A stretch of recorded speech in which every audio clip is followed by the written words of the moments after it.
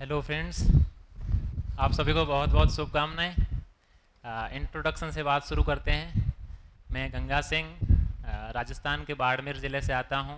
अभी जवाहरलाल नेहरू विश्वविद्यालय से मैंने एमए कंप्लीट किया है। अभी कुछ ही दिनों पूर्व मेरे एमए फोर्थ सेमेस्टर का रिजल्ट आया है।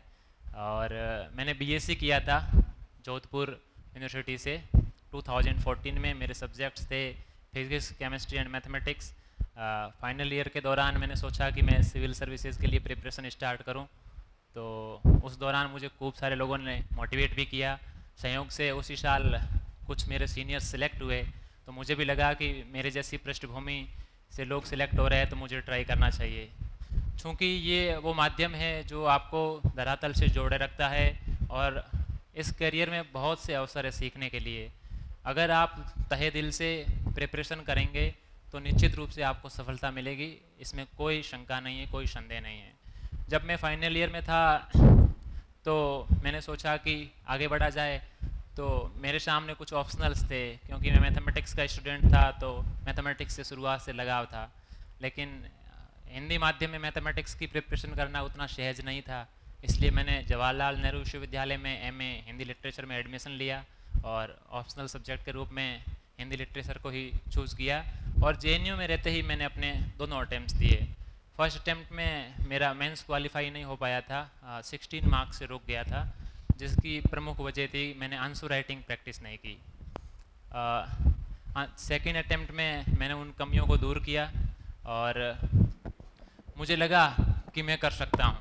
तो जेएनयू में बहुत से सीनियर्स का मेरा सहयोग रहा और उन्होंने मेरी कॉपी चेक की, मॉक इंटरव्यूज़ लिए। मेरे क्लास वाले साथी बैठ के हम कैंटीन में चर्चा करते रहते थे। तो throughout the journey, prelims, mains, interview, हम लोगों ने ग्रुप में प्रिपरेशन की और आप सभी की दुआओं और भगवान के आशीर्वाद से मुझे इस साल बहुत अच्छी सफलता मिली। तो अभी इंट्रोडक्शन मदन जी का हो जाता है, उसके बाद हम क्वेश्चन आंसर सेशन के थ्रू एक दो तरफा संवाद जो कि ज़्यादा प्रोडक्टिव होता है, तो आप लोगों के जो भी कंसर्न्स, जो भी शंकाएं होगी, उनका समाधान करने की कोशिश करेंगे। Thank you. Hello friends, how are you? अच्छे हैं। हिंदी मीडियम का रिजल्ट भी अच्छा रहा इस बार, है ना? हाँ, टॉप 50 में कुछ बंदे देखने को मिले। हम दोनों की प्रिपरेशन जो है हर स्तर पे साथ में ही रही है। हम रूममेट्स पे रहे हुए हैं और लकीली हम एक ही ज़िले से बिलोंग करने वाले हैं, एक ही जैसी सामान्य परिस्थितियों से। और बस मेरे बारे में बताया जाए तो इस बार मेरी 823 रैंक है। मेरा ऑप्शनल हिंदी साहित्य है, जिसे मैंने पीटी के बाद में जब हाँ इस बार ही चेंज किया था मैंने। पिछला मैं जो मेंस है वो मैंने पॉलिटिकल साइंस से लिखा था और इसके बाद में इस बार भी हिंदी मीडियम का अच्छा रिजल्ट रहने का ये संयोग ही है कि हिंदी साहित्य के काफ़ी स्टूडेंट है इसमें। और जो मेरा मार्गदर्शन रहा है भाई साहब के साथ में ही था और जो सब्जेक्ट चेंज करने में भी इन्होंने अच्छा सा गाइड किया और एक कॉन्फिडेंस बिल्डअप किया। और जो भी क्वेरीज होगी वो आपसे डिस्कस करेंगे। मैं एक ही चीज़ कहना चाहता हूँ, मैं भी आपकी तरह रहा हूँ, ऐसे ही कुर्सियों पर बैठा हुआ हूँ, मैं भी आपके जैसा ही हूँ। तो जो भी आपके क्वेश्चंस होंगे, जो भी कंसर्न होंगे और उससे रिलेटेड हमारे जो अनुभव होंगे, हम लोग आपस में शेयर करेंगे, वो ज़्यादा बेनिफिशियल रहेगा। Thank you. आप लोग बेझिझक होकर क्वेश्चन करिए। मुझे छोटा भाई, बड़ा भाई जो भी माने, जो मेरे एक्सपीरियंसेस थे वो मैं शेयर करूंगा, क्योंकि जो दो तरफा संवाद होता है वो ज़्यादा प्रोडक्टिव होता है। मैं अगर बोलता जाऊंगा, आप सुनते जाएंगे, तो मुझे लगता है जो संवाद की जो प्रभाव उत्पादकता होगी वो उतनी कारगर नहीं होगी। इसलिए आप लोग, आपके मन में जो भी शंकाएं हैं सिविल सर्विसेज की प्रिपरेशन को लेके, इस थ्रू आउट पूरी जर्नी को लेके, तो आप लोग क्वेश्चन कर सकते हैं।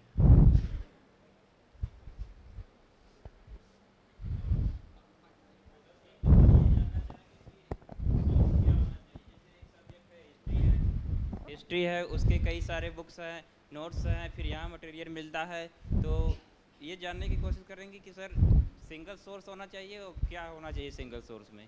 सोर्सें बहुत है तो पढ़ने में डिस्टरबेंस हो जाता है, समझ में नहीं आता है। मुझे लगता है जहाँ तक मेरी प्रिपरेशन की जो स्ट्रेटेजी थी वो ये थी कि मैं एक सोर्स को फाउंडेशन के रूप में यूज़ करता था, जैसे मॉडर्न हिस्ट्री पढ़नी है तो आपको स्पेक्ट्रम को आधारभूत पुस्तक के रूप में मानना होगा। जो जो टॉपिक्स वहाँ नहीं मिल रहे हैं उसके लिए वैल्यू एडिशन के लिए आप किसी एक्स्ट्रा सोर्सेज की सहायता ले सकते हैं। लेकिन कोशिश यही होनी चाहिए कि मैक्सिमम सोर्सेज में भटकाव ना हो। आपकी एक आधारभूत पुस्तक हो, जो जो टॉपिक्स कवर नहीं हो रहे हैं वो किसी दूसरे पुस्तक से नहीं मिल रहे हैं तो इंटरनेट के थ्रू यूट्यूब पे खूब सारे वीडियोज़ है अलग अलग प्लेटफॉर्म्स पे, आप उनको फॉलो कर सकते हैं। लेकिन सोर्सेज मल्टीपल हो, उसके बाद भी इंटीग्रेटेड हो, कोशिश यही होनी चाहिए आपकी। Thank you.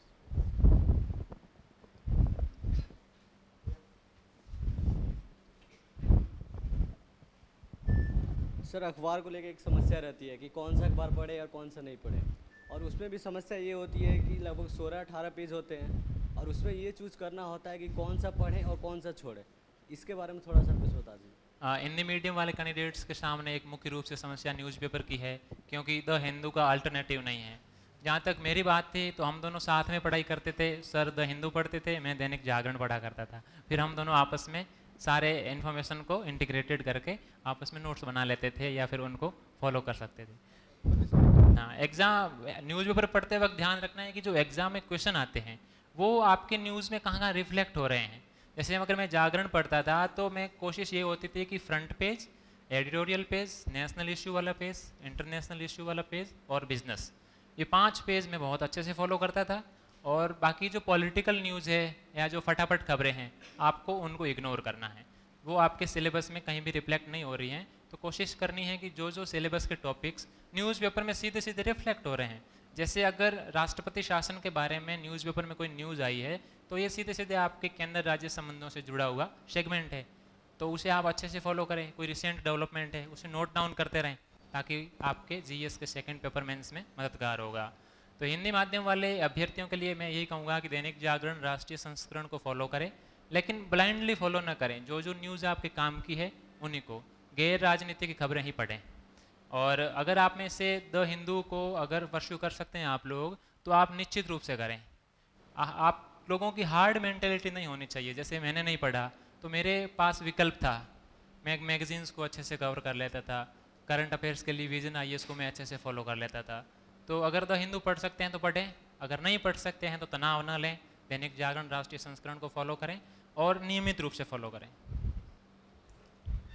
सर मेरा क्वेश्चन है कि हिंदी साहित्य का उत्तर पुस्तिका में क्या मुख्य बिंदु होने चाहिए जिससे कि मार्क्स ज़्यादा आ सके।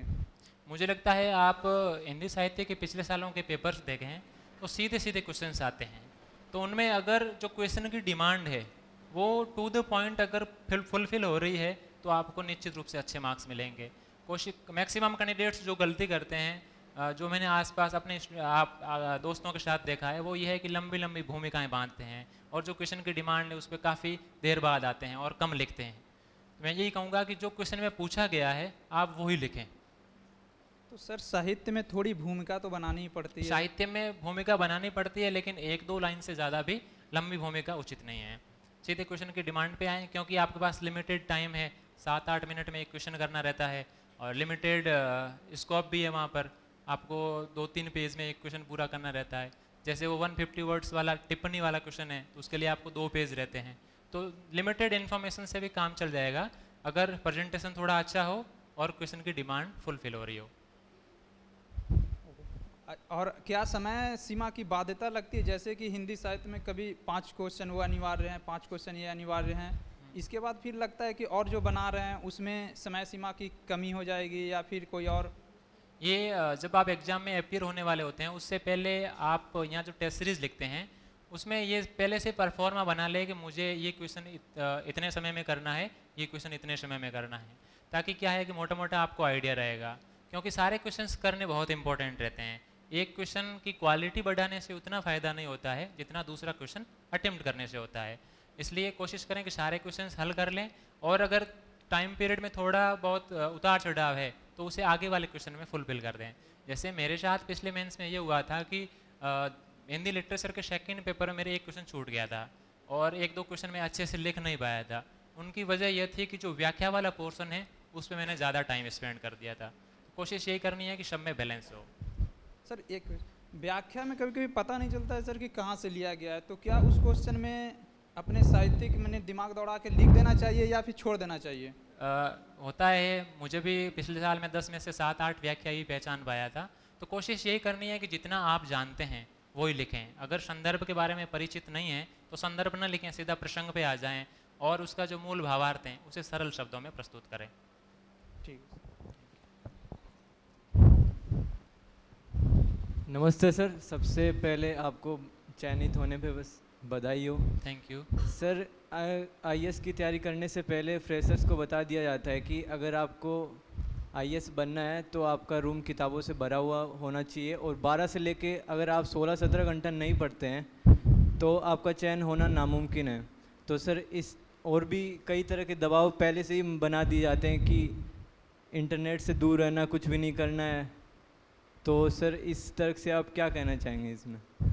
मुझे लगता है 7-8 घंटे अगर पढ़ पाओ नियमित रूप से और अगर 1 साल तक ये अगर कंटिन्यू रखो तो आपके सफल होने के चांसेस बढ़ जाएंगे। हार्ड मेंटेलिटी को फॉलो मत करो कि 16-17 घंटा पढ़ना है। अगर आप एक दिन 16-17 घंटा पढ़ेंगे तो अगले दिन ये पॉसिबल नहीं हो पाएगा। इसलिए कंटिन्यूटी तभी बरकरार रहेगी जितनी मनुष्य की शारीरिक क्षमता है। आपके दिमाग पर अगर दबाव ज़्यादा आएगा तो जो पढ़ रहे हैं वो याद भी नहीं होगा, तो फिर उसकी प्रोडक्टिविटी कम हो जाती है। कोशिश यही होनी चाहिए कि 6-7 घंटा पढ़ें, लेकिन जो पढ़ें वो मन से पढ़ें। सर, जो हिंदी मीडियम और इंग्लिश मीडियम के रिजल्ट को लेकर जो हम लोगों में मतलब एक नकारात्मक विचार आता है कि हम लोग हिंदी मीडियम से और इंग्लिश मीडियम का रिजल्ट अच्छा था। तो जब आप तैयारी कर रहे थे तो क्या आपके मन में कभी ऐसे विचार आते थे, और यदि आते तो मतलब उसको आप कैसे मतलब देखते थे? मैं भी आप लोगों के बीच में से ही हूँ, तो स्वाभाविक है कि प्रत्येक तीसरे दिन ये विचार आता था कि सफल हो पाएंगे या नहीं, अगर होंगे तो भी रैंक अच्छी आएगी या नहीं। ये स्वाभाविक है क्योंकि हिंदी मीडियम में लिमिटेड मटेरियल अवेलेबल है और पिछले काफ़ी वर्षों से अच्छा परिणाम नहीं रहा है। तो ये बाधा नहीं है, ये विचार आते हैं तो उनको नेग्लेक्ट करिए, उनको अपने ऊपर हावी मत होने दीजिए। और कोशिश यही होनी चाहिए कि जो अंग्रेज़ी का कुछ ट्रांसलेटेड मटेरियल है उसको भी अच्छे से फॉलो करिए। जैसे आजकल विजन आईएएस का जो करंट अफेयर्स है वो इंग्लिश मीडियम का ऑथेंटिक और फाउंडेशनल मटेरियल माना जाता है, आप उसे फॉलो कर सकते हैं। वो हिंदी में अवेलेबल है, खूब सारी टेस्ट सीरीज़, खूब सारे प्लेटफॉर्म्स पे मॉक टेस्ट पेपर्स हिंदी में अवेलेबल है। तो हिंदी में भी सफल होने की संभावनाएं बढ़ गई हैं, बशर्ते आपका ऑप्शनल अच्छा हो, आप नियमित रूप से टेस्ट लिखते हो और खुद के प्रति विश्वास हो। सर, जब पढ़ाई करते हैं हम तो बहुत बार यानी मन नहीं लगता है, तो एक पढ़ने के पीछे प्रेरणा चाहिए होती है। तो यानी क्या थिंक बना के पढ़ने में ज़्यादा सहूलियत रहती है? मुझे लगता है सेल्फ मोटिवेशन के लिए ये ज़रूरी है कि आपका जो डेली शेड्यूल है वो थोड़ा सा रचनात्मक हो, क्योंकि अगर 6-7 घंटे रेगुलर पढ़ेंगे तो नियमित रूप से अगर 6-7 घंटे पढ़ेंगे तो थोड़ा सा बोरिंग टाइप अनुभव होने लगता है। स्वाभाविक भी है क्योंकि अपने दिमाग की भी लिमिटेशंस हैं। इसलिए आप एक्स्ट्रा करिकुलम एक्टिविटीज़ में भाग लीजिए, जो भी आपको पसंद है। आप अपने आसपास दोस्तों से बातें करिए। जैसे मेरे साथ जब भी ये होता था तो मेरी कोशिश रहती थी कि मैं जेएनयू में अपने क्लासमेट्स के साथ कैंटीन में बैठ के डिस्कस कर लूँ, किसी जो करंट में कोई इश्यू चल रहा है उस पर चर्चा कर लें, या फिर कभी वॉलीबॉल क्रिकेट खेल लें। तो इनसे आपका वो जो तनाव है वो बिखर जाएगा और नेक्स्ट टाइम में वापस भरपूर एनर्जी से आप लग जाइए। सर, जैसे नहीं हम तैयारी कर रहे हैं तो क्यों कर रहे हैं, एक पीछे भावना जो होती है ना, वो मोटिवेशन थोड़ा पूछ रहा है। सेल्फ मोटिवेशन बहुत ज़रूरी है, आपके मोटिवेशन का सोर्स बहुत होना चाहिए। कुछ लोग मेरे पास जो कैंडिडेट्स के जो मैसेज आए हैं उनमें से कुछ लोग कहते हैं लग्जरियस लाइफ के लिए प्रिपरेशन करते हैं, तो ये आपका मोटिवेशन ऑथेंटिक नहीं है। कुछ दिन ही प्रिपरेशन कर पाएंगे। अगर वाकई सीखना है, आपको कैरियर अच्छा बनाना है, खुद के लिए समाज के लिए बहुत अच्छा करना है और एक सिविल सेवक के रूप में देश और समाज के लिए कुछ करना है, तो निश्चित रूप से आपका जो मोटिवेशन का सोर्स है वो ऑथेंटिक हो जाएगा और लंबे समय तक आप बरकरार रख पाएंगे अपने आप को।